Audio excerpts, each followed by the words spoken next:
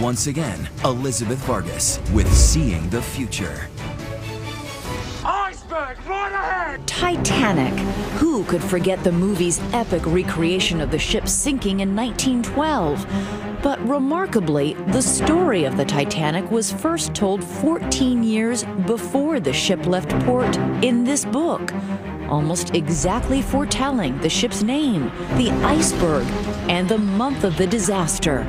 How could that be possible? And what about a strange pattern of empty seats on doomed trains, discovered by an accident investigator back in the 1950s? And almost invariably, on the day of the crash, the occupancy rate went down, the vacancy rate went up. Were passengers tipped off by a force from the future? Do premonitions really happen? The answer may lie where we all begin, with our mothers. Lynn Darman's daughter Allie is a healthy, happy 20-year-old, but her bright future almost never was.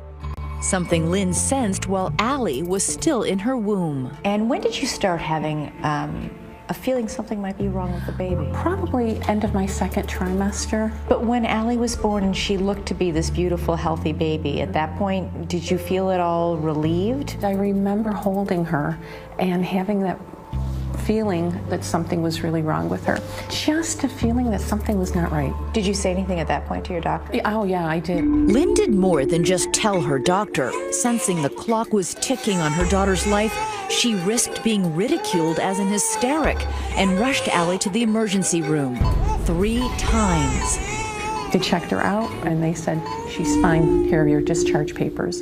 And I refused to sign them. At that point, they're starting to think we have a mom with postpartum depression. Yes. Before the psychiatrist could arrive, infectious disease specialist Dr. Bishara Frisch stepped in. She was clearly concerned that there was something serious going on that nobody had been able to yet identify. Lynn told Dr. Frisch she had more than just an ambiguous concern. She pinpointed a problem in Allie's abdomen. How did you know that? It just came to me like that. Lynn had nailed it. Allie had a rare, undetected infection outside her small intestine. It was caught just in time. She ended up being in the operating room within, really 2-3 hours of the encounter. They told you that, in fact, if she hadn't had that surgery, she could have died. Yes, she could have. I mean, I wouldn't be here if it wasn't for that. It's a compelling story, but is it really possible that Lynn was experiencing something beyond everyday motherly instinct? Dr. Larry Dawsey thinks so. If you look at premonitions, in the literature, the most common is that of a mother for something happening to her baby. Dawsey, who wrote a book called The Power of Premonitions, says they often come to us in our dreams, but they're by no means ordinary dreams. One woman said, the premonition dreams that turn out to be true are lit up from the inside. So the vividness is one clue. Another clue is whether or not they're recurrent. Many of them that turn out to be true come back night after night as if they're clamoring for attention.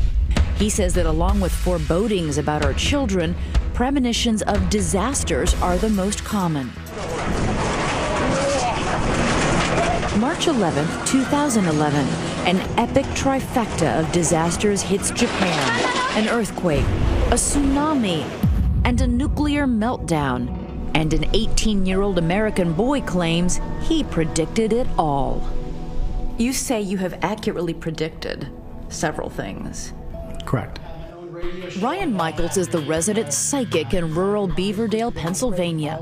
From his home, tucked between the corn stalks and train tracks, he looks into the future and claims to catalog premonitions of disaster on his website. His entry from before the tsunami specifically mentions explosions, earthquakes, and flooding. I closed my eyes and I pinpointed where I felt drawn to, the ocean near Japan. And I saw 2 explosions. Felt shaking, which resembles earthquake, and this would cause some type of flooding or tsunami. And when did you get this premonition? About 9 months before it happened, I believe. Is that disturbing to you, to have a premonition about a natural disaster like that? I write what I see. But author and skeptic Matt Hudson doesn't buy it. So what's happening to people when they feel like they're having a premonition? The most likely scenario is people just feel anxious about something. And so it's easy to feel that, oh, maybe I have anxiety for a reason. Maybe I'm sensing the future. And then looking back at an experience and labeling a thought as an example of precognition or a premonition, that is mostly because of our tendency to see patterns in the world. But what about this bizarre case from 1950? A church in Beatrice, Nebraska exploded during a scheduled choir practice, but nobody was hurt. Why? Because all 15 people scheduled to be at practice that night didn't show up. Nobody had a clue that anything bad was going to happen, but yet everybody found some reason to not go to church. So what does that tell you? I think that the unconscious works in very strange ways. It certainly did for this man. Barrett Naylor is a Wall Street executive, a brass tacks kind of guy with no interest in the paranormal. I never made the needle move on the Ouija board. But Naylor cannot explain two life-changing moments he could not ignore. Each occurred as he stepped off his commuter train after an hour-long ride into Grand Central Station, heading into work. The first time was on the morning of the 1993 World Trade Center bombing. It was a feeling I don't belong here today. I just simply turned around, got on the train, sat down, and went home. The second time was on 9/11. It's not a physical feeling, I can't even describe it. Dread? It wasn't dread, it was, I got in there, a feeling came across me that it was not a day to be in the city. And it was strong enough that you did not ignore it. I mean, it's a big No, deal to turn around at that point. I turned around and got on the train. I was on the train when the first plane hit. I wish I had a better explanation for it, but it was real. Naylor regrets not warning others on that tragic morning. So do you struggle with feelings of guilt? I struggle with 9/11. I think that everyone carries something with them when they have this sort of an experience, and it's difficult to talk about.